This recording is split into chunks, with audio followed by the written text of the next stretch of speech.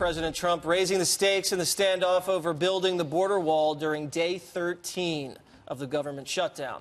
The president appearing in the White House press briefing room surrounded by immigration and law enforcement officials to say he's not backing down. We need protection in our country. We're going to make it good. The people of our country want it.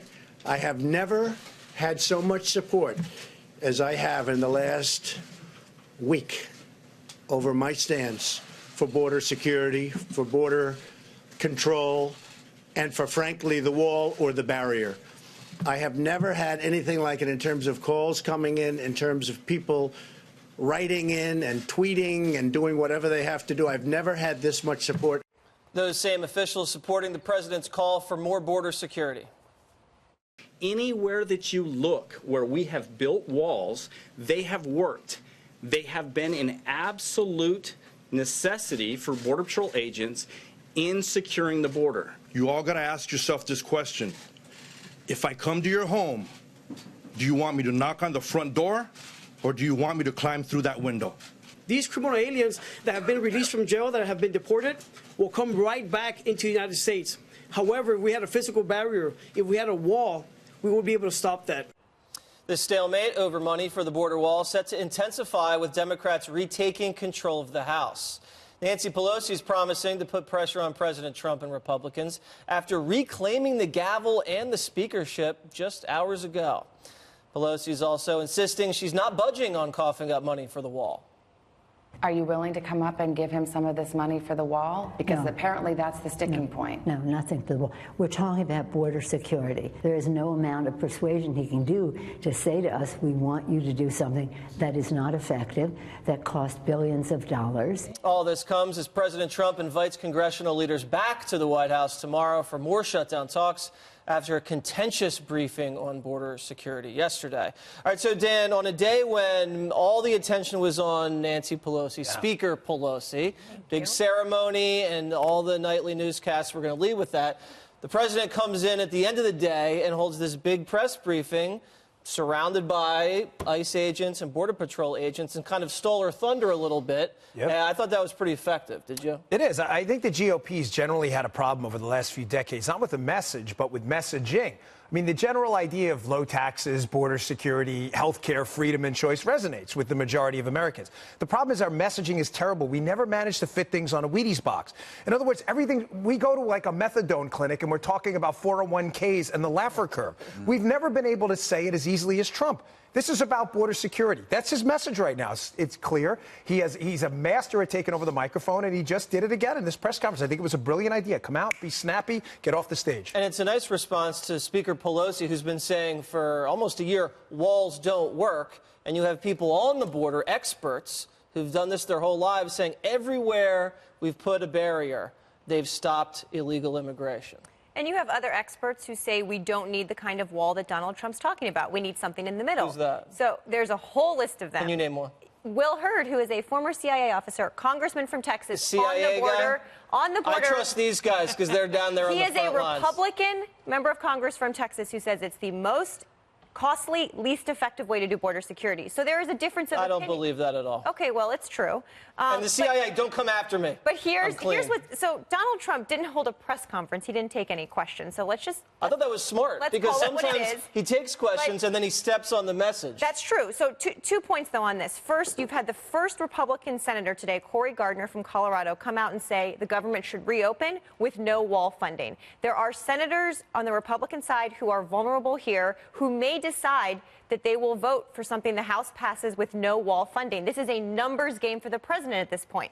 The other point I would make is that a lot of people in cable punditry, including myself, have started talking about this DACA for wall funding swap. My question is that even being talked about inside the negotiating room? Because you don't hear about it from Trump or the White House. You don't hear about it from Pelosi. They're each sort of in their own corners. We're all talking about a possible compromise here, but are they? Well, we know something right? They should be was happening inside the negotiating room the other day. I think Kirstjen Nielsen, Department of Homeland Security Secretary, started talking about the facts and figures on the border, and Chuck and Nancy just cut her off. Yeah. I thought that was really mean. Yeah, according to one White House source, Chuck leaned in and said, "You should interrupt her." Right. And because she was presenting data and facts, and she was presenting her case, and then Speaker Pelosi comes out and says the president is allergic to data and facts. True. So, clearly this is an allergy or an affliction that is spreading to both parties, and that's why we're at an impasse. I also don't hear Nancy Pelosi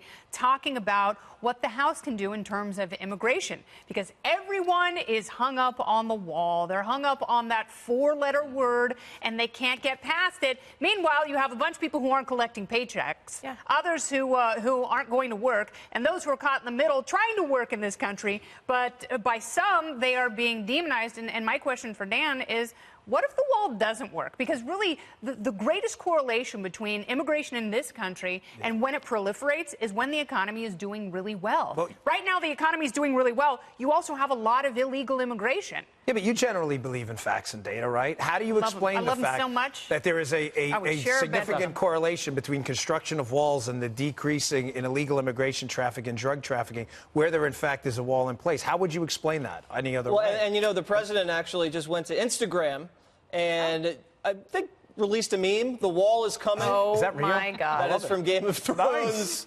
embarrassing. That's fresh on the gram. Let's go to Greg for the big picture. Greg, I know you've been watching this all day. And that is a big picture. That is a big picture. I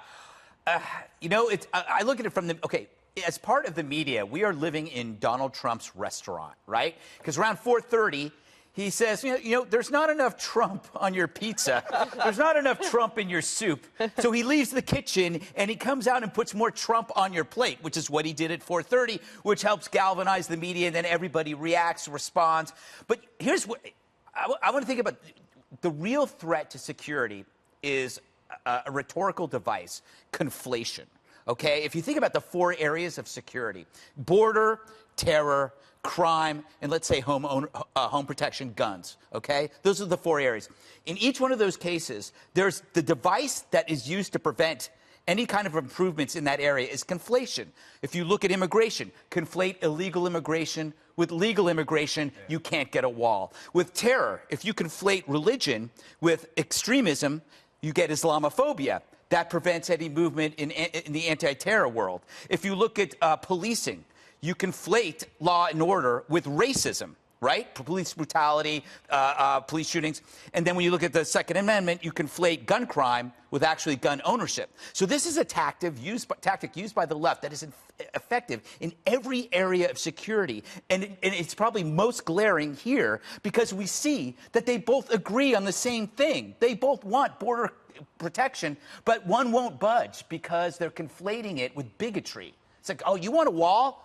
You don't like brown people. That's what it is. You don't like the people from down. It's like no, actually, if you ask Hispanics here, they would actually agree that they believe in security too. But that conflation is what is destroying every debate. That's my big picture. You say, though, that the Democrats and the Republicans agree they both want border security. I'm not so sure the Democrats want 100% border security. We have proof. We have them saying it. But that's just because they say it doesn't make it true. That's my question, and I want someone to pose that to Chuck Schumer. Why was that okay in 2006, but it's not okay now? Why were you okay designating $46 billion for the kind of border security that everyone is talking about 12 or 13 years ago now, but you're not okay with? What has changed? Well, if you're a reporter on Capitol Hill, take that question from Kennedy and then ask Chuck Schumer. Maybe we can get an answer, and then we can find out the truth. But we got to run, all right? I was just going to say, what has changed from the Senate bill that passed 100 to nothing under the last Congress that had no wall funding?